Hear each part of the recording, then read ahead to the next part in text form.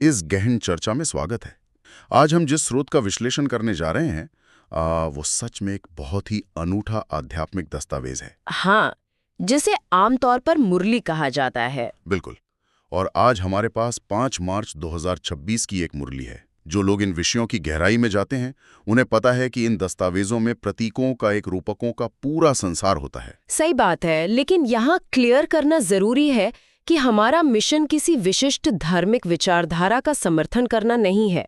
हमारा उद्देश्य इस दस्तावेज में दी गई जानकारी का एक निष्पक्ष और डीपली साइकोलॉजिकल विश्लेषण करना है। एग्जैक्टली। हम सिर्फ ये डिकोड करेंगे कि ये टेक्स्ट आत्मा, समय के चक्र और सहज योग के बारे में आखिर कहता क्या है और उसके पीछे का मेंटल मॉडल क्या है। और सच कहूं तो इस चर्चा का सबसे रोचक पहलू यही होने वाला है कि हम इन आध्यात्मिक रूपकों को आधुनिक जीवन मतलब आज के रेफरेंस में समझने की कोशिश करेंगे। तो चलिए सीधे इसको अनपैक करते हैं। मैं जब इस दस्तावेज को पढ़ रहा था तो इसका शुरुआती हिस्सा ही मुझे बहुत हैरान करने वाला लगा। इस पूरी दुनिया को इसमें एक अब बेहद का नाटक बताया गया है, अनलिमिटेड ड्रामा। अनलिमिटेड ड्रामा, हाँ, ये कॉन्सेप्ट अपने आप में बहुत विशाल है। और इसमें जो आंकड़े हैं वो किसी भी आम आध्यात्मिक फ्रेमवर्क से बिल्कुल अलग हैं। मतलब टेक्स्ट के अनुसार आत्माओं को अपना असली घर छोड़े हुए पूरे 5000 वर्ष हो चुके हैं। 5000 साल का एक निश्चित चक्र। हाँ, और इस निश्चित टाइम फ्रेम में एक आत्मा अधिकतम 84 जन्म लेती है, 84 बर्थ्स। ये एक बिल्कुल ही डिटर्मिनिस्टिक टाइमलाइन लगती है मुझे, जहां सब कुछ पहले से तय है। देखिए, ये सिक्लिकल टाइम यानी आवर्ती समय का जो कॉन्सेप्ट है ना, ये मनोवैज्ञानिक धरातल पर एक बहुत गहरा असर डालता है। आमतौर पर हम समय को एक लीनियर तरीके से आगे बढ़ते हुए देखते हैं, एक सीधी रेखा में। बिल्कुल, जिसमें अनिश्चितता और भविष्य का डर हमेशा बना रहता है कि आगे क्या होगा। लेकिन जब इस दस्तावेज में समय सीमा को 5000 साल पर निश्चित कर दिया गया है और इसे एक नाटक बताया गया है, तो ये आत्मा को एक अजीब सी निश्चिंतता देता है। पॉइंट है, अगर सब कुछ तय है तो टेंशन किस बात की। हाँ, और उस नाटक को समझाने के लिए पथ इस भौतिक शरीर को 5 तत्वों से बनी एक ड्रेस या कॉस्ट्यूम के रूप में वर्णित करता है। आत्माएं सिर्फ इस नाटक के एक्टर्स हैं, एक पोशाक की तरह। सही कहा। अगर सब कुछ एक निश्चित नाटक का हिस्सा है जिसमें पात्र सिर्फ अपनी पोशाक बदल रहे हैं, तो भौतिक दुनिया की उथल-पुथल से एक डिटैचमेंट महसूस करना आसान हो जाता है, एक अलगाव आ जाता है। ये डिटैचमेंट वाली बात वाकई ध्यान देने लायक है। और इस नाटक में किरदारों की जो विशालता बताई गई है वो भी कम हैरानकुन नहीं है। दस्तावेज कहता है कि इस नाटक में सिर्फ आम इंसान ही नहीं बल्कि ब्रह्मा, विष्णु और शंकर जैसे महान देवता भी आखिरकार इस बैरत के नाटक के पात्र ही हैं। उनका भी अपना अपना निश्चित रोल है। ये बहुत बड़ा स्टेटमेंट है। इससे एक तरह का लेवलिंग इफेक्ट आता है। कोई भी इस 5000 साल के चक्र से बाहर नहीं है। सभी एक्टर्स हैं। और इस चक्र में वर्तमान समय को दस्तावेज ने बहुत ही विशिष्ट तरीके से आवन-प्रस्थ अवस्था और कल्याणकारी संगम युग का नाम दिया है। संगम युग का कॉन्सेप्ट अपने आप में एक लिमिनल स्पेस है, मतलब दो अवस्थाओं के बीच के संक्रमण का समय। दस्तावेज के अनुसार जो इस जानकारी को समझ रहे हैं, उनका ये वर्तमान जन्म उनके इन 84 जन्मों के चक्र का बिल्कुल अंतिम जन्म है, आखिरी जन्म। हाँ, ये वो वक्त है जब पुरानी दुनिया से नई दुनिया, जिसे सतयुग या सुखधाम कहा गया है, उसमें जाने की तैयारी होती है। पाठ बिल्कुल स्पष्ट शब्दों में कहता है कि वर्ल्ड की हिस्ट्री और ज्योग्राफी रिपीट होती रहती है। हिस्ट्री एंड ज्योग्राफी रिपीट होती है? ये स्टेटमेंट बहुत भारी है। मतलब जो 5000 साल पहले हुआ था वही आगे भी होगा। बिल्कुल उसी तरह, 1 मिनट का भी फर्क नहीं। अब जब हम ये समझते हैं कि हिस्ट्री बिल्कुल वैसे ही रिपीट होती है, तो ये अपने आप में एक बड़ा सवाल उठाता है कि फिर इस नाटक का निर्देशक कौन है, इसका डायरेक्टर कौन है? ईश्वर की बात कर रहे हैं आप? हाँ, और यहीं पर दस्तावेज ईश्वर की अवधारणा को लेकर एक बहुत ही कड़ी लाइन खींचता है। ये सीधे तौर पर कहता है गॉड इज वन, ईश्वर एक है। लेकिन इससे भी बड़ी बात यह है कि ये पथ उन प्रचलित धारणाओं का खंडन करता है जो मानती हैं कि ईश्वर सर्वव्यापी है, यानी भगवान हर कण कण में मौजूद है। दस्तावेज के अनुसार सृजनकर्ता और सृष्टि एक नहीं है। इंसान खुद को भगवान नहीं कह सकते। ये अद्वैता दर्शन से एक बहुत बड़ा डिपार्चर है। बिल्कुल। देखिए, अद्वैत में दृष्टा और सृष्टि को एक ही मान लिया जाता है, नॉन ड्यूअलिज्म। लेकिन इस दस्तावेज में मोनोथियज्म का एक बिल्कुल विशिष्ट रूप दिखता है। एक सुप्रीम सत्ता। सही। ईश्वर सर्वव्यापी नहीं है। इस दृष्टिकोण का सबसे बड़ा मनोवैज्ञानिक लाभ ये है कि ये किसी भी इंसान या गुरु को उस आध्यात्मिक अहंकार में फंसने से रोकता है। वो मैं ही भगवान हूं वाला ट्रैप। Exactly, ego trap. जब ईश्वर और आत्मा के बीच एक स्पष्ट रेखा खींची गई हो तो अथॉरिटी और डिवोशन का एक बिल्कुल अलग डायनामिक बनता है। और उस अथॉरिटी की पहचान को क्लियर रखने के लिए दस्तावेज, नाम और स्वरूप पर बहुत जोर देता है। पथ बताता है कि परमपिता परमात्मा का कोई भौतिक रूप नहीं है, वो निराकार हैं, फॉर्मलेस हैं। हाँ, निराकार। और उनका नाम हमेशा शिव ही रहता है, जबकि इसके विपरीत मनुष्यों के नाम उनके 84 जन्मों के साथ बार बार बदलते रहते हैं। एक आत्मा अपने सफर में अनेकों पोषक और नाम लेती है, पर ईश्वर का नाम स्थायी है, एक एंकर की तरह। बिल्कुल। लेकिन एक चीज जो मुझे इस पूरे टेक्स्ट में सबसे फैसिनेटिंग लगी वो है आत्मा की संरचना का वर्णन। आत्मा का स्वरूप। हाँ, ये विश्लेषण इस दस्तावेज में वाकई अनूठा है।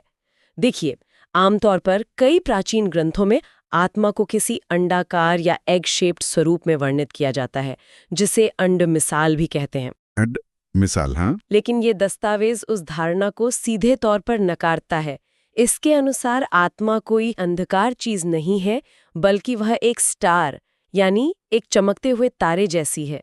इसे भ्रिकुटी के बीच चमकता सितारा कहा गया है, एक बिंदु, एक पॉइंट ऑफ लाइट। ये कॉन्सेप्ट ना मुझे एक माइक्रोचिप या किसी बेहद एडवांस सॉफ्टवेयर जैसा लगता है। एक नन्हा सा तारा और उस एक बिंदु के अंदर पूरे 84 जन्मों का सॉफ्टवेयर। सारी आदतें, संस्कार, सारे कर्मों का रिकॉर्ड, सब कुछ वही मौजूद है। कमाल का रूपक है ना? वाकई। सोचिए, एक टाइनी पॉइंट के अंदर 5000 साल की पूरी मेमोरी कंप्रेस्ड है। ये ध्यान लगाने के लिए एक बहुत ही ठोस और सकारात्मक प्रतीक प्रदान करता है। फोकस करना आसान हो जाता है जब एक क्लियर मेंटल इमेज हो। बिल्कुल।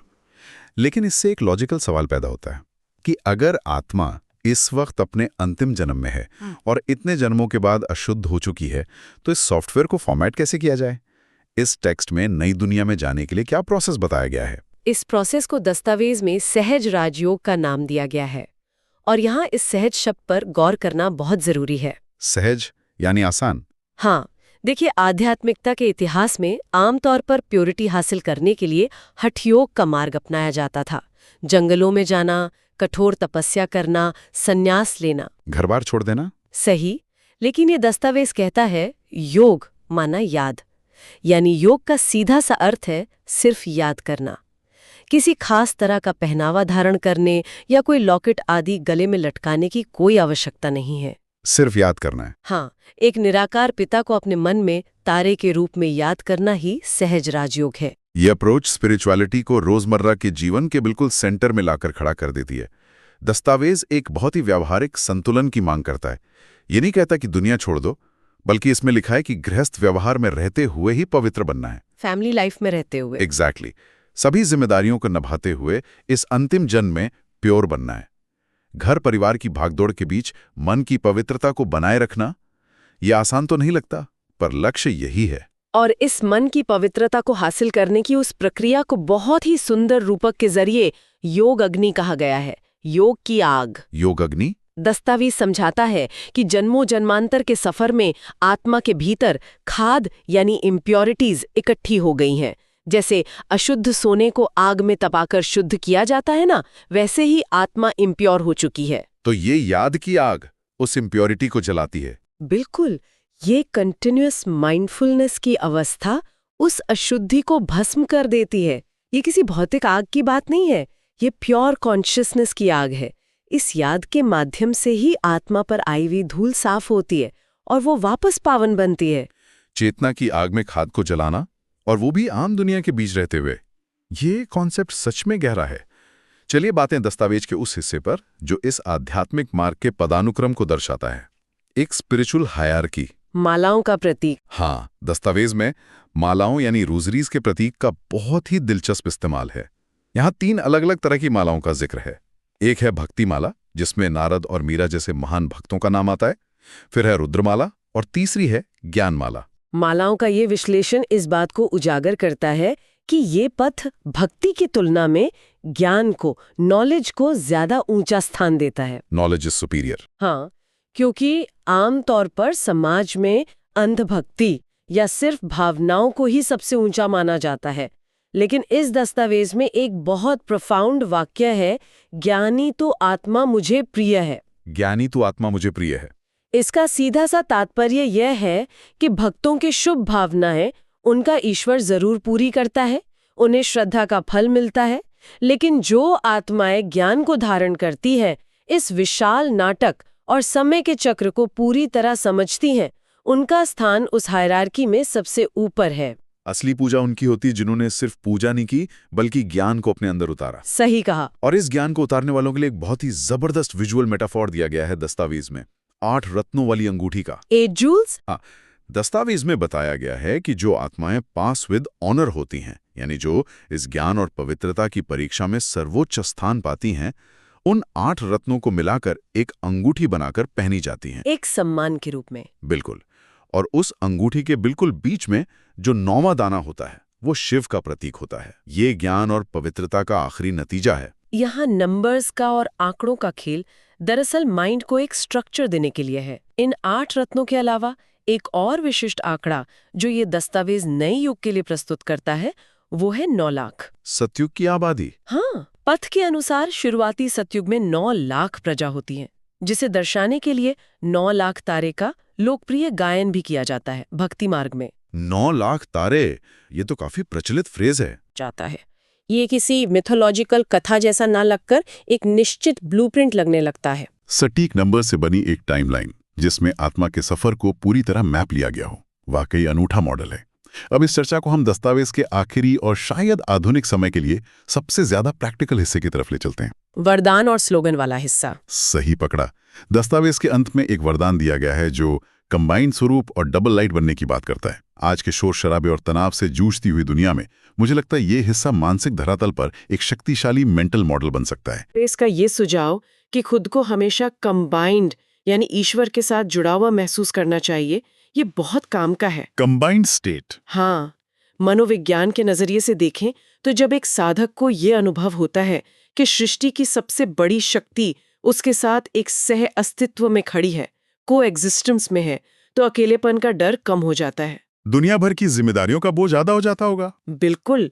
पथ कहता है कि इस कंबाइंड स्टेट की स्मृति मात्र से किसी भी मुश्किल से मुश्किल काम को सहज बनाया जा सकता है। ये जो अकेले अकेले सब कुछ झेलने की आदत पड़ गई है ना हमें, उसको तोड़ने का ये एक बढ़िया तरीका है। और इसी कंबाइंड स्टेट का जो सबसे खूबसूरत रिजल्ट है वो है डबल लाइट हो जाना। डबल लाइट, हाँ। दस्तावेज सिखाता है कि अपनी परेशानियों और अपने मन के सारे बोझ को ऊपर वाले को सौंप दो, उस निराकार पता को दे दो। जब पूरा बोझ दे दिया तो आत्मा अंदर से बिल्कुल हल्की महसूस करती है, लाइट महसूस करती है। इस स्थिति का वर्णन करते हुए टेक्स्ट में एक बहुत ही प्यारी मेंटल इमेज दी गई है। इंसान एक फरिश्ते के समान हो जाता है जो दिन रात खुशी से अपने मन ही मन में डांस कर सकता है। मन का डांस करना। मन का डांस करना, अनावश्यक बोझ से मुक्ति पाना, ये एक ultimate state of emotional freedom लगती है मुझे। ये डबल लाइट होने का विचार आधुनिक मनोविज्ञान में सिखाई जाने वाली डिटैचमेंट और कॉग्निटिव ओवरलोड को कम करने जैसा ही है, बस इसमें एक आध्यात्मिक आधार जोड़ दिया गया है। सही बात है।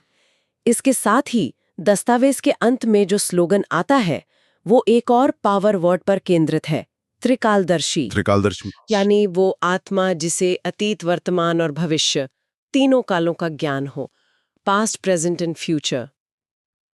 पाथ समझाता है कि जिसे इस 5000 साल के नाटक का चक्र पूरी तरह समझ आ गया है, वो आत्मा हमेशा निर्भय, निश्चिंत और विजयी रहती है, क्योंकि उसको पूरी पिक्चर पता है। एग्जैक्टली। उसका मन कभी हलचल में नहीं आता क्योंकि उसको पता है कि आखिर में उसकी जीत निश्चित है, नाटक तय है, तो डर कैसा। तो अगर हम इस पूरी गहरी चर्चा का एक निष्कर्ष निकालें तो हमने देखा कि कैसे ये स्रोत अस्तित्व को 5000 साल के एक विशाल और बिल्कुल वाहू-बहू दोहराए जाने वाले नाटक के रूप में देखता है। बिल्कुल एक फिक्स साइकिल। और आत्माओं को आकाश के एक स्तर की तरह मानना जिसमें सारा सॉफ्टवेयर फीड है, इस भौतिक शरीर को सिर्फ एक ड्रेस समझना और जंगल में जाकर हठयोग करने के बजाय गृहस्थ में रहते हुए सहज योग के माध्यम से सिर्फ याद से अपने मन की खाद को जलाने की बात, ये सब इस दस्तावेज के मुख्य स्तंभ हैं। और जो इस विश्लेषण को समझ रहे हैं उनके लिए इसकी प्रैक्टिकल वैल्यू बहुत बड़ी है।